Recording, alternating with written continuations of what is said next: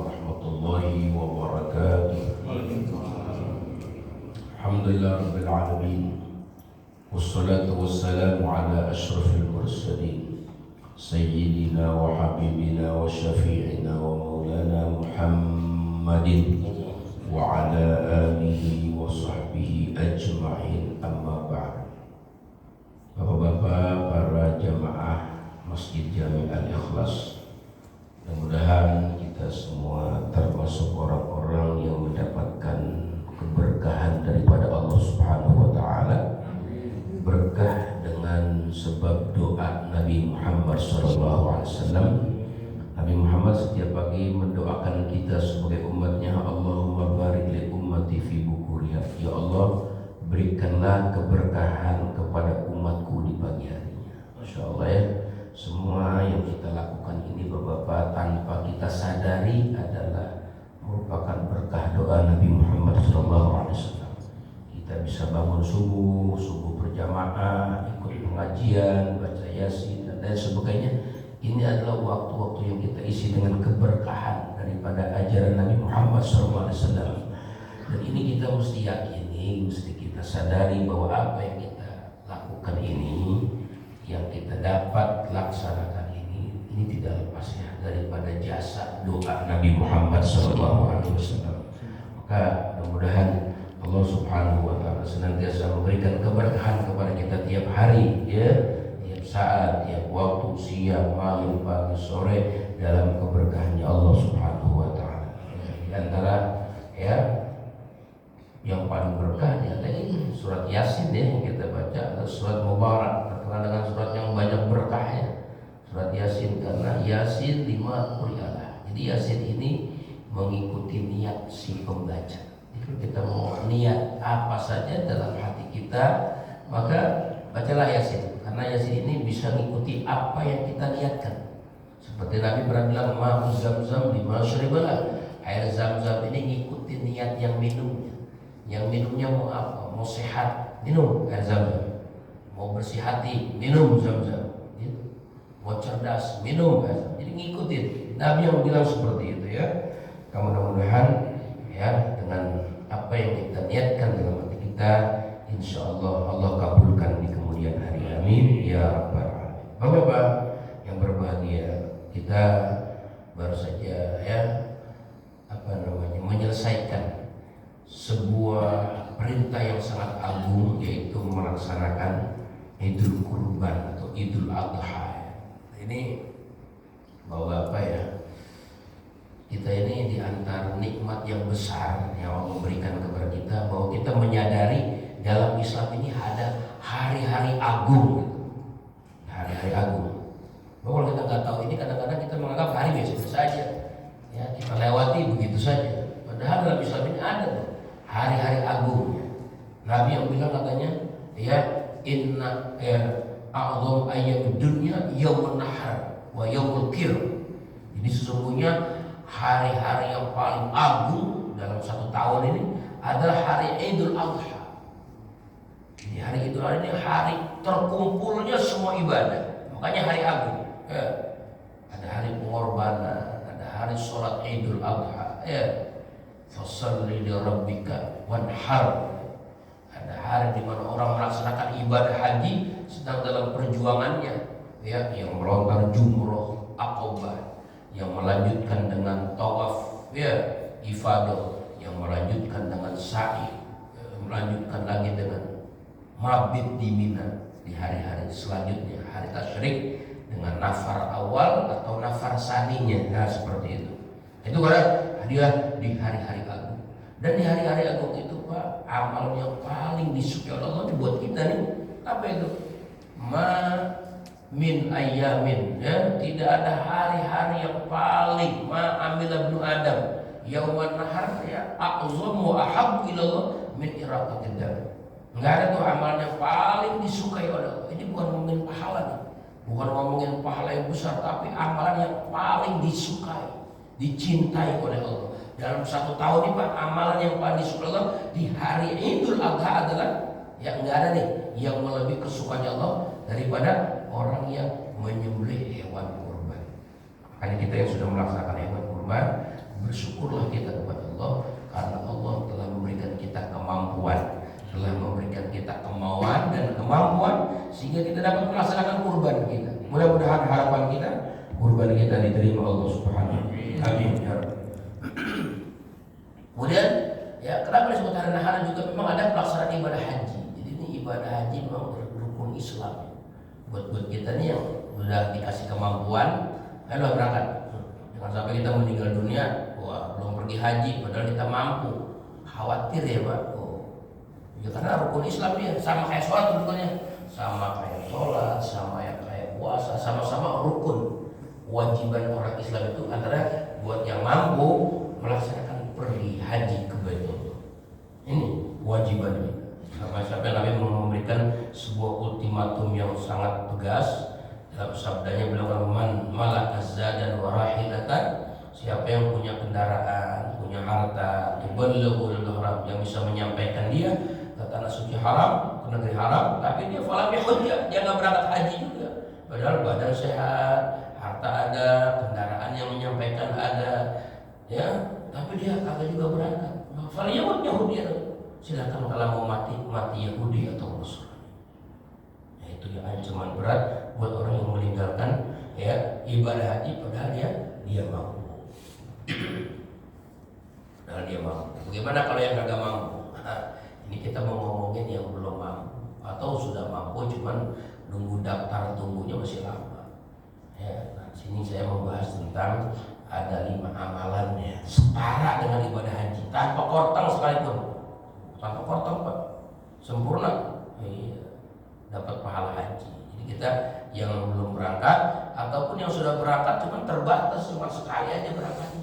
Enggak? Iya, cuma sekali aja. Kita kalau udah pergi haji begini mau daftar lagi tuh, waduh persyaratannya lumayan ketat ya. Pertama persyaratannya kudu udah 10 tahun baru bisa berangkat lagi. Kita haji tahun 2023 nih misalnya, pulang nih pengen daftar, ntar nunggu tahun 2033 baru boleh daftar. Dan kalau kita tunda pendaftaran 10 tahun ke depan, entah berapa tahun kita harus menunggu pergi haji, menunggu panggilan jadwal tersebut. Gitu ya. Jadi artinya yang udah pergi haji pun sama ya, di hatinya pasti pengen lagi pergi haji, pasti pengen lagi ke Masjidil Haram, kangen lagi dengan Masjidil Nabawi, kangen lagi dengan Raudhah, kangen lagi dengan ya, Masy'aril Haram di sana. Ada padang Arafah dia kangen, ada mabit di Mina, nginep di Mina, ada berkunjung ke tempat melontar Jamratul Aqabah. Masya Allah ya. Pasti itu kalau orang-orang beriman ada kerinduan itu, ada kangen. Jadi siapa di antara kita orang beriman nggak ada kerinduan ke sana, nggak ada keinginan mau ke Masjidil Haram, ke Masjid Nabawi, ziarah Nabi? Pasti seperti itu berkeinginan. Karena apa? Karena ada iman. Dipanggil oleh Allah Subhanahu wa taala dalam Al-Qur'anul Karim lewat lisannya Nabi Ibrahim alaihissalam. Wa adzin linnas, ayo umumin, undang semua manusia, ya tuh biar pada datang nih ya, min kulli dhamirin min kulli fajjin amik, dengan kendaraan yang seadanya, dengan onta kurus ya, atau dari belahan bumi yang terjauh sekalipun, panggil semua.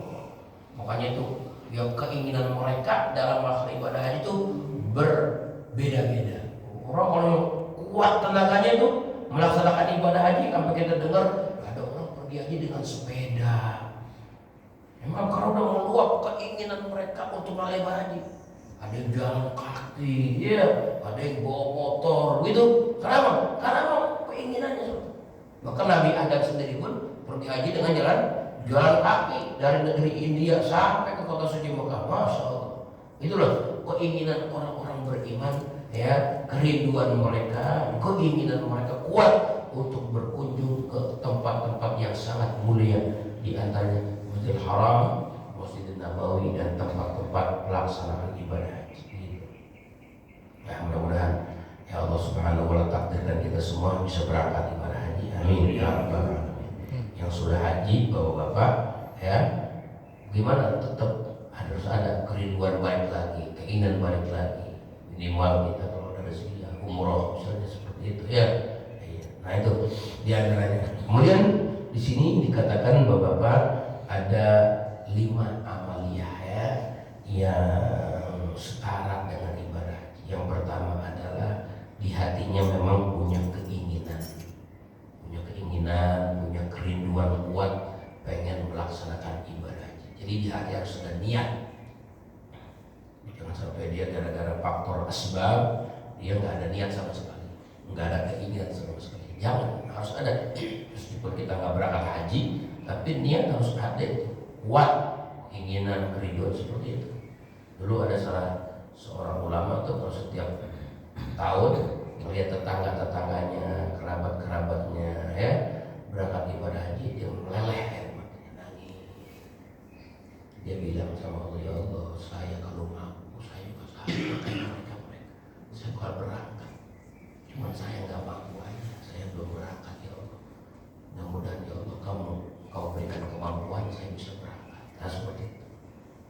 Jadi ini Bapak, niat orang yang pengen pergi ibadah haji itu juga sama, ya, bakal mendapatkan pahala ibadah haji.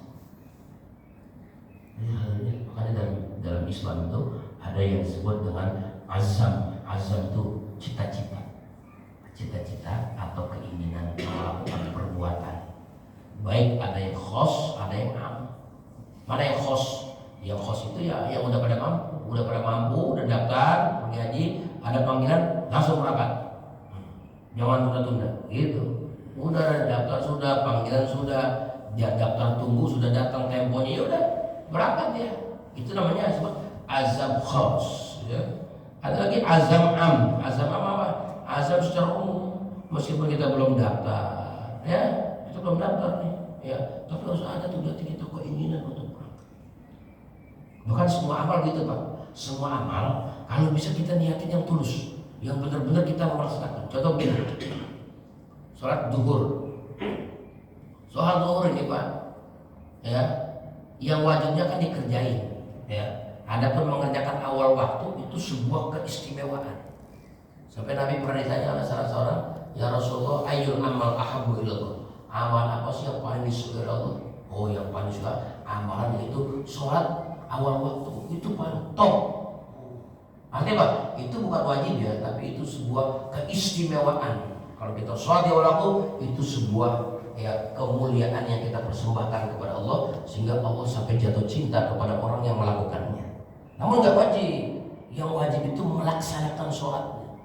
Karena kadang-kadang kita yang namanya kita manusia biasa ini kadang-kadang datang waktu zuhur, ya ada rasa ngantuk yang berat, lapar belum makan, atau baru selesai mengerjakan suatu pekerjaan yang membuat badan kita ini berkeringat. Sholat kalau kita waktu nggak nyaman, di mana tuh boleh nggak kita menunda-nunda sholat? Boleh jawabannya, ya boleh. Apalagi dalam cuaca terik yang sangat panas, pengen sholat yang rada adem gitu. Boleh kita tunda sholat kita seperti itu, ya. Tapi jangan lupa ada azam di sini, ada niat yang kita tancapkan. Ya sudah ya Allah, nanti saya sholat jam 1 saja. Ini masih mengantuk berat saya nih. Nanti saya sholat jam 1:30 atau jam 2 saja. Tidur misalnya dia. Begitu tidur dia meninggal dunia. Kan belum sholat itu ya. Iya, gimana tuh meninggalnya? Apa sul khotimah? Mengakhiri hidupnya dengan tidak sholat? Enggak, karena dia punya niat. Tapi kalau nggak ada niat sama sekali, nggak ada niat mau melaksanakan sholat, begitu waktu sholat datang, nggak ada niat rencana mau sholat, dia tidur aja, meninggal. Nah itu bahaya besar. Habis ini umurnya ninggalin sholat gitu. Itu faktor yang membedakan antara orang yang niat dan yang tidak. Nah seperti kita pas safar ya Pak, perjalanan.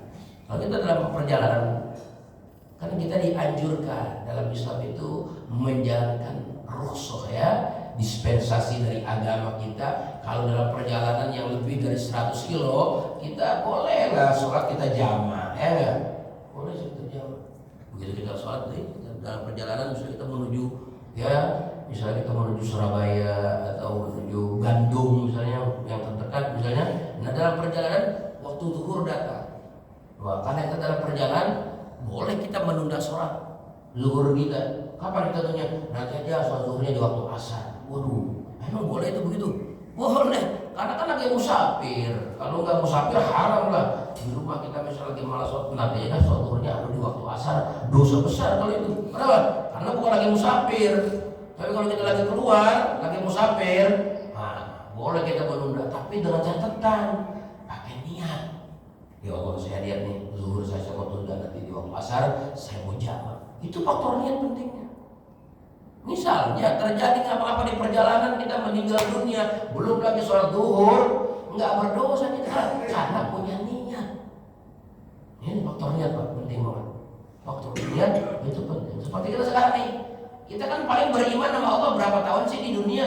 Paling banter kita beriman ke Allah di dunia ya seumur hidup kita.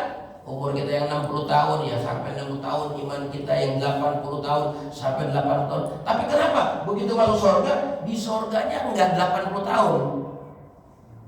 Ya, di surganya enggak 80 tahun, tapi selama-lamanya di surga sampai enggak ada batasnya, selama-lamanya. Begitu juga orang-orang non-muslim yang enggak memilih agama Islam, yang mati dalam keadaan agama mereka paling banter berapa sih? Beragama non-muslimnya, oh paling 80 tahun, 100 tahun. Tapi di nerakanya kok kenapa selama-lamanya? Ya, di nerakanya kenapa selama-lamanya? Enggak diponis, udah kamu karena enggak memilih Islam selama 80 tahun, di nerakanya 8. Kagak, tapi selama-lamanya. Sampai enggak ada habisnya, enggak ada kata sampai. Khalidina fiha abada, selama-lamanya. Ya Allah. Padahal cuma 80 tahun jadi kafirnya. Cuma 100 tahun jadi kafirnya. Tapi kenapa itu bisa begitu, Pak? Itu yang membedakan faktor niat. Oh nih asalnya kita nih hidup di dunia nih di komplek Ucica kita ya seandainya gitu sampai 500 tahun kita gak akan berubah tetap dalam agama Islam. Sebagaimana mereka Muslim mereka gak akan berubah tetap dalam 1000 tahun 5.000 tahun 5.000 tahun saya hidup di dunia saya selama-lamanya saya akan pernah berubah. Beginilah hidup saya dalam jalur Islam. Nah itu yang buat kekal mereka selama-lamanya. Sama non muslim juga begitu. Kenapa mereka selama-lamanya enggak? Iya, karena mereka punya niat, punya tujuan seperti itu. Makanya sampai dalam penjara pun begitu ya. Ada orang ya berbuat kesalahannya atau kriminalnya hanya beberapa menit, tapi begitu diketok palu sama hakim, cetet, masya Allah, hukumannya seumur hidup. Hukuman seumur hidup. Padahal dia melakukan kriminal cuma beberapa jam saja. Begitu dia sedang mengedarkan ya misalnya obat-obat terlarang, ketangkap misalnya ya kena sidak gitu, masih dia ketangkap. Padahal dia baru mulai, tapi kan dia jadi pengedar, wah bisa jadi Pak hukumannya seumur hidup atau hidup hukuman mati. Padahal baru hari ini, nggak sampai sehari saya baru hanya beberapa jam saja saya. Tapi kenapa diponisnya bukan hanya beberapa jam, tapi seumur hidup? Begitulah hukum sanksi yang berlaku kepada siapa. Nah, faktor niat itu. Jadi bapak-bapak, jadi ini penting banget Pak. Setiap amal ibadah kita harus punya niat. Yang kita nggak mampu nih, niatin dah dari sekarang. Niatin. Yang kita punya amal ibadah kita nggak mampu, niatin dari sekarang kita pengen kerjain suatu saat ya Allah kalau. Ada orang diceritakan sama Nabi, ada orang hartawan, kaya raya, dermawannya luar biasa. Udahnya hartawan, dermawan lagi. Terus dia punya ilmu tinggi, ilmu agamanya. Ya Allah, ini orang hidup udah lengkap dah. Ya, dari sisi agamanya luas. Sehingga orang diberikan pemahaman agama yang benar, orang dinasihati agamanya. Hartanya juga luas juga, sehingga orang dia berbagi dengan hartanya, berbagi dengan ilmunya. Masya Allah. Komplit orang. Ada orang hidupnya nggak punya ilmu, nggak punya harta nggak punya, ilmu nggak punya. Dia menyaksikan itu, dia bilang, ya Allah. Saya nih kalau dikasih kayak dia, saya beneran mau ngerjain kayak dia. Itu besok di akhirat sama tempatnya. Di akhirat tempatnya besok sama dia. Yang kaya raya, yang ilmunya luas, dia salurkan ilmunya sama dia nih yang punya niat kuat. Wow, ternyata sama kedudukannya. Kenapa? Itulah faktor niat. Makanya dalam hadis dikatakan innamal a'malu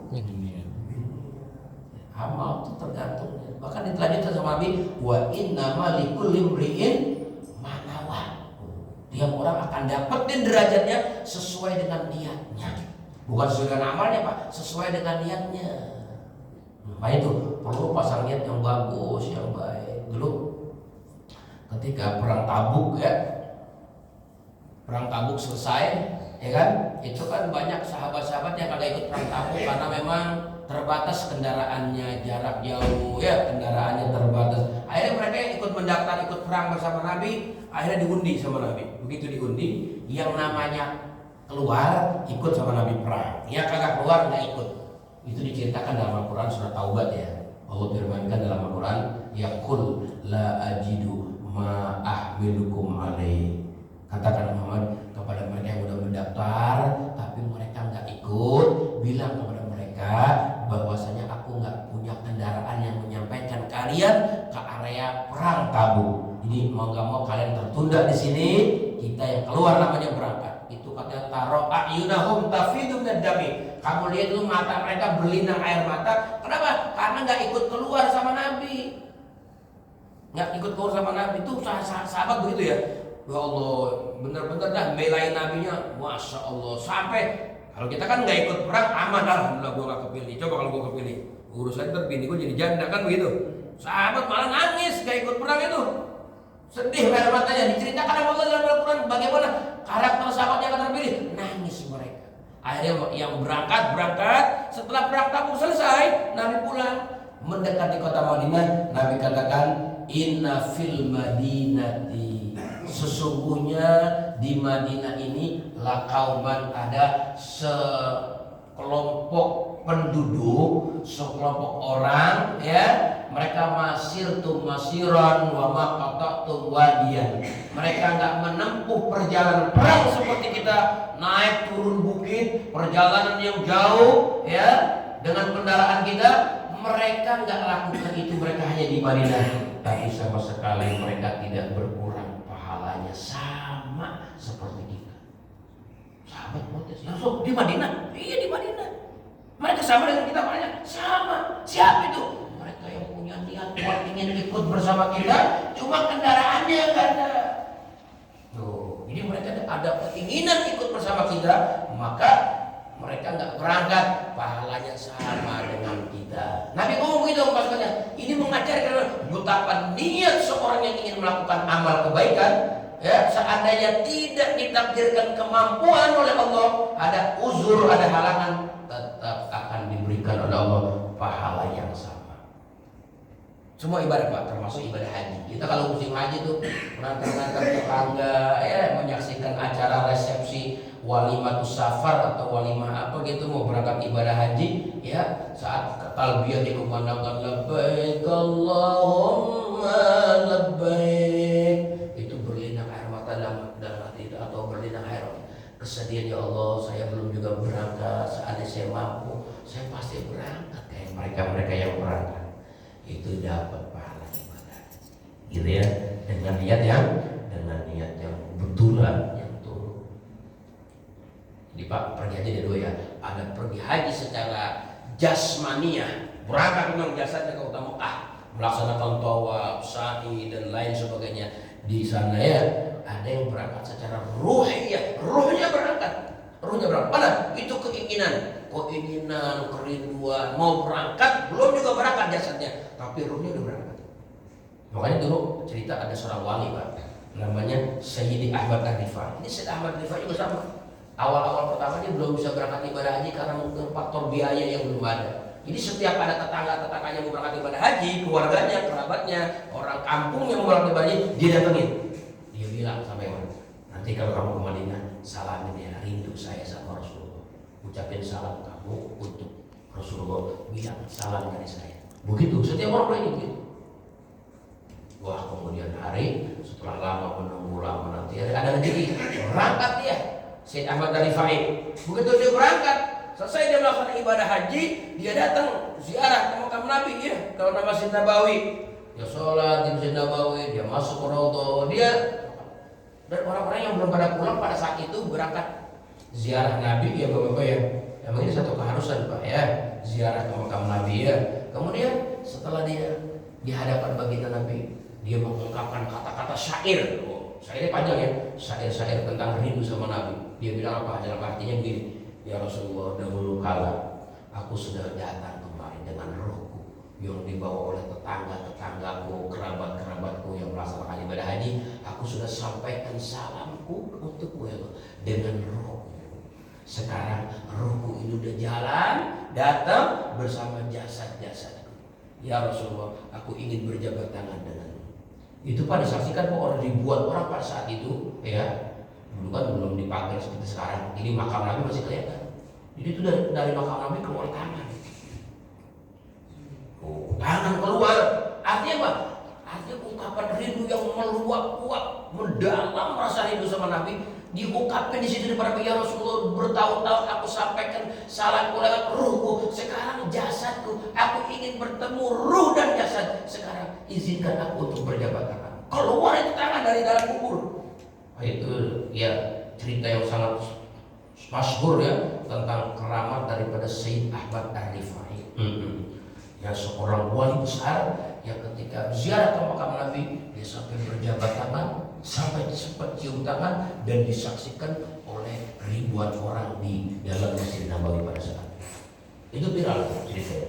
Nah itu namanya pergi haji secara ruh dan jasad, ya. Nah kita misalnya ada yang belum berangkat misalnya, minimal ada keinginan secara ruh kita untuk menyambut panggilan Allah dalam beribadah haji. Wa adzin finnas, ayo umumin, ajak mereka.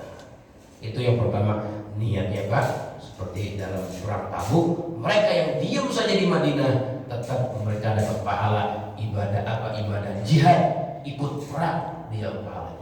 Sama ibadah haji juga seperti itu. Kita menyaksikan saudara-saudara kita berangkat, sekarang kita menyaksikan saudara kita pulang, kita belum berangkat dari ya tanah air kita masih jangan lupa pasang niat, karena niat itu luar biasa ya, besar pengaruhnya. Bahkan dalam riwayat diceritakan pada musim paceklik ya, musim kelaparan gitu, ada orang sedang lewat di tengah-tengah padang pasir, dia melihat tumpukan pasir. Dia bilang sama Allah, ya Allah, aduh kalau saya nih punya gandum setinggi tumpukan pasir ini, sungguh ya Allah, saya akan berikan kepada mereka-mereka yang kelaparan. Ya Allah. Akhirnya Allah wahyukan kepada nabinya, bilang tuh kepada umatmu, Allah telah terima sedekahnya. Padahal baru rencana udah niat, tapi udah Allah terima tuh, udah faktor niat. Makanya tuh hati-hati pada kalian, hati-hati dengan niat. Bukan niat ini bisa bertukar orang baik. Dulu ada adik kakak, kakaknya ahli ibadah, adiknya ahli maksiat. Rumahnya satu rumah, satu rumah. Ya kayak tahun jam sekarang apartemen lah gitu ya, kayak apartemen begitu.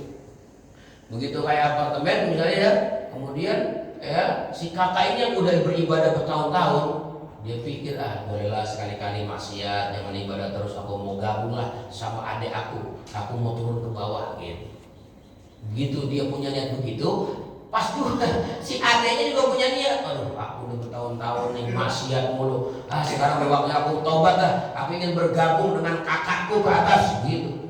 Ya Allah, ini Pak niat Pak.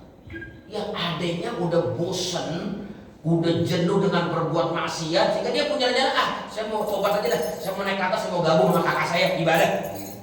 Si kakak kenapa niatnya orang baik, dia bilang saya udah ibadah bertahun-tahun, sekali-kali nggak apa-apa lah berbuat maksiat. Ya turun Pak. Begitu dia lagi naik nih, ya si adiknya ke atas, dengan penuh semangat ngebut naik, tuh. Ya malum lah kayak apartemen gitu ya, berapa lantai gitu, pakai tangga. Si kakaknya dari atas juga turun. Ketemu Pak di tangga itu, karena nggak saling lihat, saling fokus nangis, fokus turun dan tabrakan, jeger adik kakak. Adik kakak tabrakan, begitu tabrakan jeger, jatuh mereka, ya mau tangga lantai, meninggal dua-duanya. Akhirnya si adiknya ini dimasukkan oleh Allah ke surga dengan niat taubat. Si kakaknya menghabiskan usianya dengan tujuan mau maksiat, dimasukkan ke neraka. Itu motor niat. Ya, itulah sampai ulama nulis Pak. Kalau Bapak itu bisa pesan tuh kitab di Sofia gitu Pak, beli ya ada online, ada namanya Kitabun Niat. Kitab tentang niat. Kita biar diajar sama ulama bagaimana kita harus berniat. Kenapa? Karena kita hidup singkat di dunia ini. Ya, kita melaksanakan ibadah banyak yang serba terbatas. Berapa banyak kita ibadah-ibadah yang belum kita lakukan, tapi bisa kita dapatin pahalanya dengan sebab faktor niat itu. Iya, kayak orang-orang di Madinah nggak ikut perang Tabuk dapat pahala ibadah faktor niat. Bahkan kita nih Pak yang udah rutin sholat subuh jamaah ya, suka hadir pengajian, ya kan? Iya, kan namanya kita nggak selalu senantiasa sehat terus ya. Bisa jadi nanti suatu saat ada halangan, ya nggak? Hujan deras misalnya kan? Iya. Kita bilang, oh ya Allah, kalau nggak hujan, saya udah subuh jamaah nih. Karena hujan deras banget ini, nggak bisa ke masjid. Nah, dapat pahala subuh jamaah. Atau kita lagi musafir, ya, lagi jalan ke Bandung pas nih. Satu minggu kita, Pak, pas begitu satu minggu ada jadwal kaji ya lagi minggu. Ya Allah, dia bilang lagi, ya Allah, saya kalau nggak ke Bandung, saya pasti hadir ngaji. Dapat pahala ngaji. Dalam semuanya, idza marikal abdu aw safara kutibat. Apabila seorang hamba katanya sedang sakit atau sedang safar misalnya gitu, maka dicatat ya pahala ya ketika dia sedang apa? Maridon au udron, ketika dia sedang sakit atau dia berhalangan, pahala tetap dicatat oleh Allah Subhanahu wa taala. Makanya kita ngomong sehat, Pak. Ayo tuh, Pak, rajin aja ke masjid. Entar udah jatuh sakit kita, wah si Puan kemana nih? Kok nggak sholat lagi ke masjid, berhenti ke masjid kenapa? Oh dia sekarang udah sakit. Nah itu gimana orang yang udah sakit lagi, sekarang udah nggak ke masjid lagi, dia tetap dicatat Allah pahala ke masjidnya masih tetap ada. Kan beda orang yang kepada ke masjid, ya, kemudian begitu sakit nggak ke masjid, itu nggak pahala. Tapi orang yang udah kebiasa ke masjid, kemudian di-stop dengan halangannya, dengan uzurnya, Allah catat dengan niatnya. Iya, itu niat tuh dahsyatnya niat begitu. Ya, sampai kita kan menjadikan nih, kita semua menjadikan nih dalam Islam ini nih akan selama-lamanya nggak Islam kita? Tuh, selama-lamanya ya. Insya Allah kita niat selama-lamanya. Untuk apa? Biar kita masuk surga selama-lamanya. Jangan begini Pak, ini saya jadi orang kita nggak ada perkembangan nih.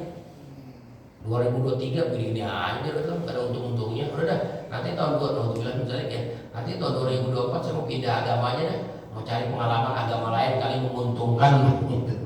Pindah agama, ya nggak? Waduh, naudzubillah ya. Itu nggak usah pakai tahun 2024. Sekarang berarti udah keluar dari ajaran Islam. Faktor nih, itu yang pertama.